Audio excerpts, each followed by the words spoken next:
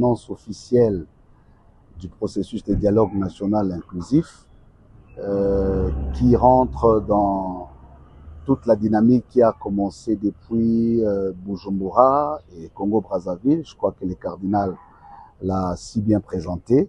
Et à la suite de cette rencontre, il était question pour nous de commencer déjà le travail.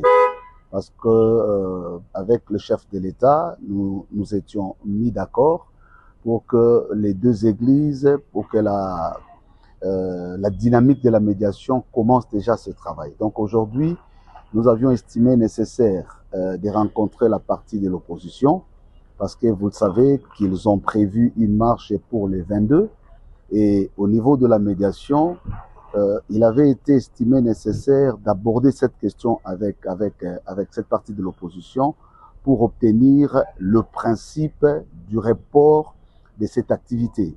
Pourquoi? Parce que nous estimons que dès lors le processus est déjà lancé, le processus du dialogue, et nous, dans ces rôles de médiation, avons l'obligation d'obtenir des uns et des autres leur engagement. C'est le signe et l'engagement qui montrent qu'ils acceptent d'adhérer et d'accompagner le processus qui vient d'être lancé. Voilà pourquoi nous avons eu le temps d'échanger avec eux. Ils ont posé des questions pertinentes de leur point de vue, notamment la question sur l'inclusivité, où ils voulaient comprendre dans quels termes le dialogue va se passer.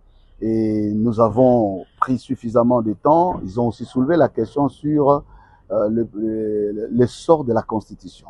Donc vous savez que leur dynamique a été mise en place en rapport avec la question constitutionnelle. Et donc il était de notre devoir de rassurer. Et ça c'est un point important sur lequel je voudrais insister. Cette initiative prise par le président de la République et qu'il confie à juste titre aux églises d'amorcer relève d'une dimension pastorale. Notre objectif, c'est de réconcilier le peuple, c'est de nous amener tous, fils et filles du pays, dans un cadre apaisé et consensuel où toutes les questions d'intérêt national seront abordées. Et donc, dès lors que ce processus est lancé, nous avons estimé, sans vouloir violer les droits ou la liberté des opposants, mais pour nous, c'est un engagement à prendre, c'est un signe qui doit prouver que, effectivement, le message qui a été lancé hier est accepté et bénéficie d'une appropriation nationale. Donc, on a commencé avec eux. Nous allons voir d'autres acteurs qui sont impliqués dans cette dynamique. Donc, il n'y a pas que l'opposition représentée au sein de